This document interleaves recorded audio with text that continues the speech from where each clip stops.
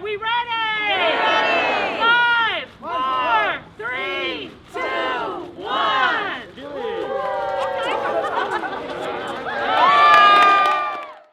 On October 20th, Mayor London Breed and the San Francisco Municipal Transportation Agency celebrated the completion of the first phase of the Geary Rapid Project in San Francisco's Japantown Peace Plaza.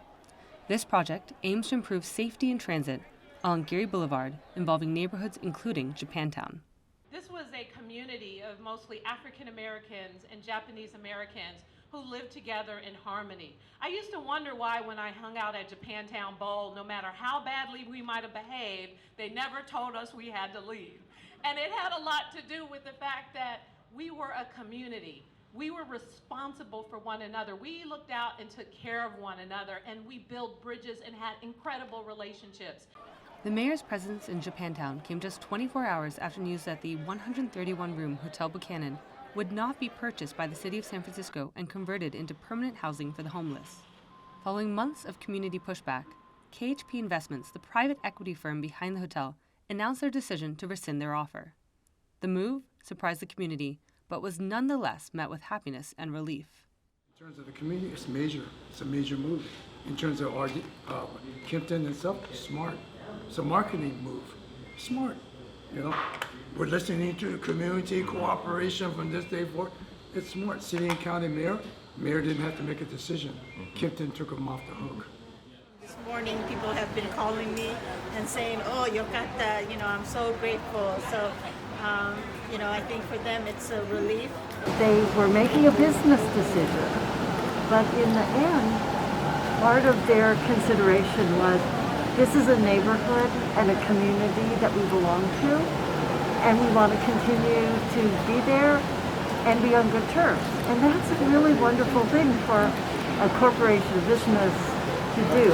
And we appreciate that. And people are very pleased and very relieved about it.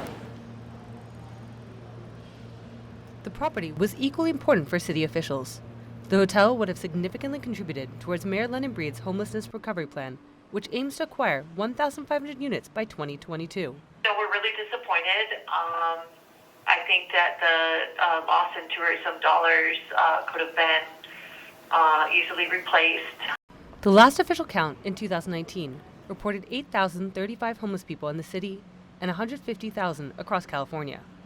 Though official tallies could not be conducted due to pandemic-related limitations, that figure is believed to have dramatically increased during the pandemic, resulting in an unprecedented number of homelessness-related deaths.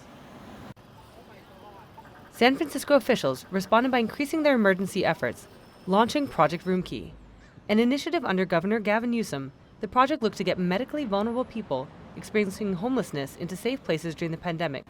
Ultimately, the program housed over 2,200 people in hotel rooms and almost 260 in tents across San Francisco.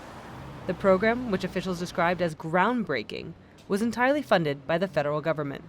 The average cost to the state was about $138,000 to $140,000 per unit. The average cost to build affordable housing in California is somewhere near $500,000 per unit. So this is a very, very cost-effective way of funding affordable housing and structures that already exist, and being able to do so economically and efficiently. As businesses start to reopen, the government is facing strong pushbacks from communities who are dependent on income generated from those hotels to support their local economies. The first iteration of Home Key last year, it was pretty much hotels. Now we're saying, yeah, hotels are good, but the inventory of empty hotels isn't what it used to be. So, there are other things that we can maybe use Home Key dollars to fund. Jennifer Friedenbach also blames local resistance, community fears, and a prevalence of NIMBYism. There's pushback every single time housing for poor Black and brown people is proposed in a neighborhood. I'm sorry, but it's everywhere. Hotel Buchanan was never put forth by the mayor. The other 3 hotels were sent to the Board of Supervisors Budget Committee for approval and received unanimous support. For Japantown, the hotel's removal represented yet another block of their land, which would have been taken away. Since World War II, San Francisco's Japantown has gone from over 44 blocks to just 6. The number of Japantowns in the United States has gone from over 40 to just 3: San Jose, Los Angeles, and San Francisco. Beyond the land alone, community members couldn't risk losing the hotel. Hotel Buchanan reportedly brought in 45,000 guests to Japantown a year, generating an estimated $13 million. In this part of San Francisco, these two hotels are the only two hotels in this part of San Francisco. So before the pandemic started, the hotel occupancy for the Buchanan Hotel and the Kabuki was 90% occupancy. For Japantown, the hotel battle was just a small blip on their long-term struggles for survival. The community is still reeling from the impacts of COVID-19. Actually, we're happy about it that the hotel stay here because most of our customers, they are tourists. And even though after we open, it's still tough. It made back to like 20%. And now it seems better, but it's still like maybe about 70% of the customers of the sales compared to pre-COVID. Biggest challenge is because the whole demographic has changed, but also the economy is, look at today, how many people around, like week time. The biggest challenge is trying to negotiate a different rental rate.